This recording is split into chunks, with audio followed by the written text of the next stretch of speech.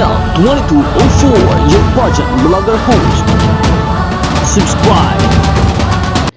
Magandang araw Pilipinas and good day pageant lovers. Ngayong araw isang napaka-emotional at napaka-makabuluhang update ang ibabahagi natin tungkol sa ating pambato na sa Miss International 2025 na walang iba kundi si Miss Mirna Esguerra ng Pilipinas. Habang papalapit ang Coronation Night ay isang heartfelt message ang ibinahagi ni Mirna sa kanyang social media at talaga namang tinamaan ang puso ng mga supporters sa buong Pilipinas. Ibinahagi ng ating Miss International Philippines ang kanyang mensahe. Looking back at this incredible journey, I feel nothing but gratitude. Thank you for walking every step with me. Now, with just 2 days to go, it's time to focus, breathe, and give the performance of a lifetime para sa Pilipinas.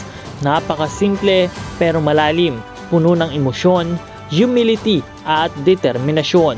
Makikita natin dito na handa na si Mirna. She is centered, grounded, and ready to deliver her best performance on the Miss International stage.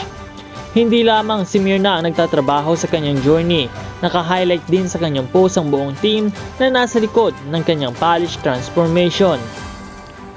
Isang solid at world-class team na nagbigay ng consistency, elegance at high-level preparation para kay Mirna. Hindi katakatakang standout siya in all segments, mula styling, pasarela, communication skills hanggang advocacy. 2 araw na lang ay magaganap na ang pinaka-aasam natin na Grand Coronation Night ng Miss International 2025. Si Mirna ay hindi lang basta candidate. She is fighting for the Philippines' 7th Miss International crown.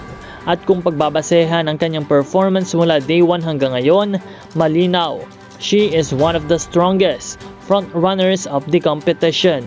Her aura is calm but powerful. Her preparation is meticulous. Her heart is in the right place, dedicated sa SDG advocacy niya, education for all.